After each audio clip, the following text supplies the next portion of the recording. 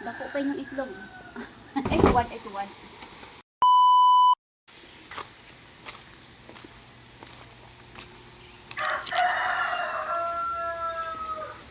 Ang ako, ang ano ko lang daw tanong namunga na.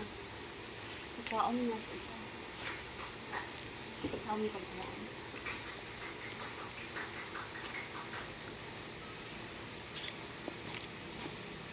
So, natapas na nato mga palangga ato ang tanong. Dili ni siya pwede padayon mga palangga kanya naman. Tanaw yung bunga. Dako pa yung itlog. Ay, ginawa ko pagkagamitan. So, wala dyan na. So, may gani ka na apo siya bunga. So, yung muna na ito ani ron para mapuslan yung kauno na ito. Ano ba? Ano special?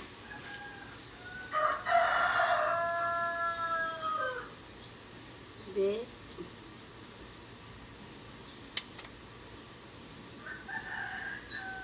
Ay, susukin mo. Ay, bulok.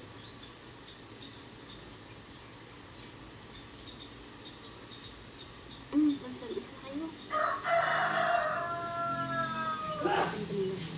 So, mga palangga ang purpose kung bakit ko siya pinutol. Kasi, napakalit ng bunga niya. Napakalit. Gusto ko, magbunga siya ng malalaki, then hindi siya mataas. So, ang ginawa ko mga palangga, kinat ko siya, tapos nilagyan ko ng harang sa gitna para mas kumapal siya at hindi siya tataas at magkaroon siya ng magandang bunga. Scrub niya sa inyong lawas mga palangga. Pupukon lang yan.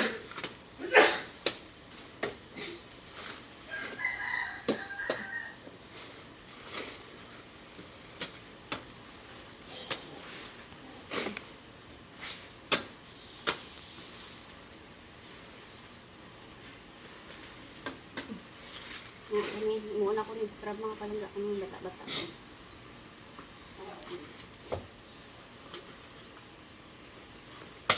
Pero wala naman.